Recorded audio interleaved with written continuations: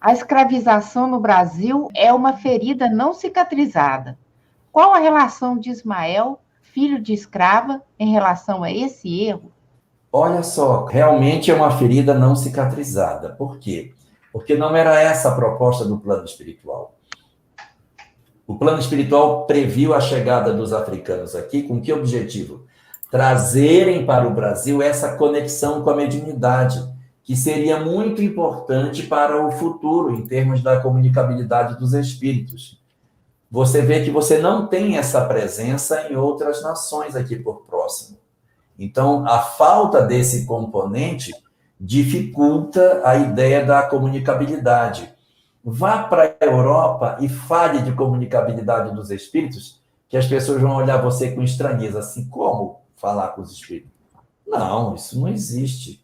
Se você for na Itália, for na França, que foi o berço do espiritismo, se você for em outros lugares, as pessoas lhe olharão com estranheza quando você falar sobre isso. Agora, no Brasil, por mais que a pessoa não acredite, mas ela sabe que tem gente que faz.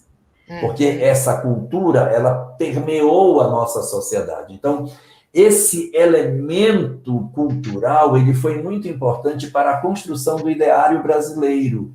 Só que não era para acontecer um processo de escravização. Observe que o Brasil não é feito somente com a vinda dos portugueses. Nós tivemos os italianos, os alemães, os ucranianos. Meu Deus, quantos povos japoneses, árabes, judeus. Meu pai, tem um monte de gente que veio para cá. Ninguém foi escravo. Ah, então eles vieram, foi só melzinho na chupeta? Não foi, não. Pergunte para os alemães que chegaram aqui se foi melzinho. Não foi, não. Pergunte para os japoneses como eles foram enganados quando chegaram no Brasil. Que disseram para eles que era uma coisa, quando chegou aqui, jogaram os caras na terra. Mas eles não foram escravizados. Os árabes chegaram aqui também numa condição, né, Camila? Chegaram em condições bastante complicadas. Mas aí o que é que acontece? Eles vão se virando e mesmo nas condições adversas, eles constroem. E o que é bonito no Brasil? O Brasil, ele é tão terrível que ele destrói todas as culturas que chegam aqui. Você traz os portugueses, traz os japoneses, tudo fechado, na terceira geração já era. Pega os árabes, se educa o filho só falando árabe. Não adianta, na terceira geração a gente estraga tudo. A matriarca, porque... o patriarca, né, nos árabes. Não adianta, a gente destrói. Nem a máfia deu certo aqui, porque a gente destrói tudo, eles não conseguem manter isso. Tem a cerimônia do Miai, né, para casar. Não tem nada, tem até em 2 gerações, na terceira já não tem mais. E se você for para outros lugares do mundo, as tradições são mantidas. Verdade. As tradições são mantidas. É verdade. Aqui a gente quebra tudo.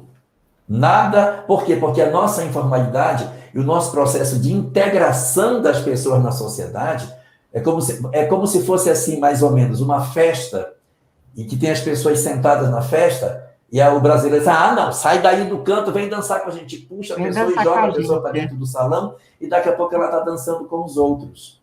Nós temos essa faculdade. Então, a escravidão, ela é realmente uma ferida não cicatrizada. Isso é uma verdade.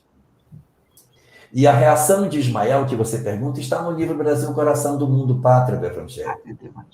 Ele fica desesperado quando ele vê o que aconteceu. Ele procura Jesus e diz, Senhor, olha o que os portugueses estão fazendo.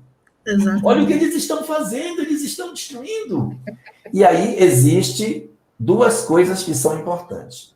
A primeira é um fenômeno chamado inversão social expiatória, em que quando você oprime alguém, você renasce como oprimido.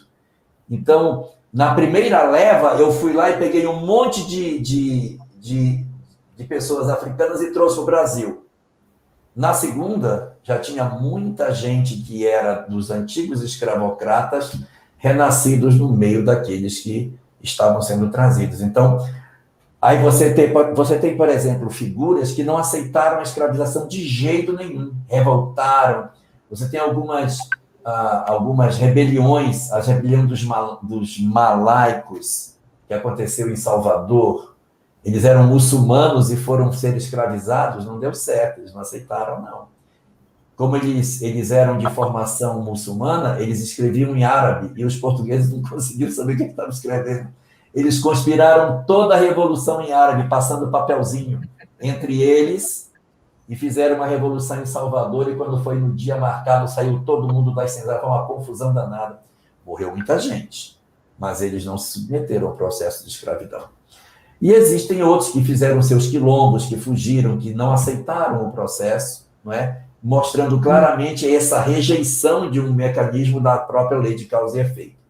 Mas só para concluir essa pergunta, eu quero dizer para você uma coisa que talvez ajude.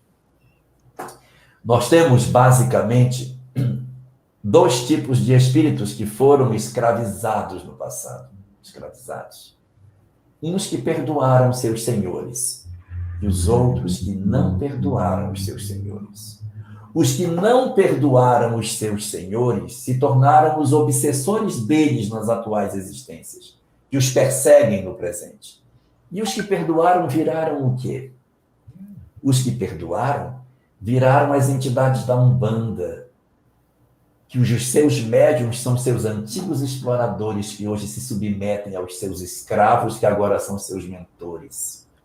Então eu rejeitei tanto uma cultura, eu rejeitei tanto a característica da negritude de alguém, hoje eu participo de uma cultura na qual eu sou médium de uma entidade que tem vínculos com a minha história e que me perdoou, e hoje é quem cuida de mim. E eu tenho que digamos assim, me curvar, pedir conselho e pedir a bênção daqueles mesmos que eu maltratei, mas que por me perdoarem estão em condição de me resgatar.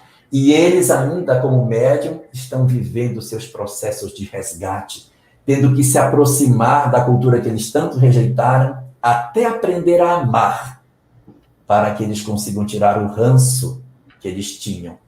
Então, é um processo de aprendizado lindo que a lei de causa e efeito vai oferecendo para nós.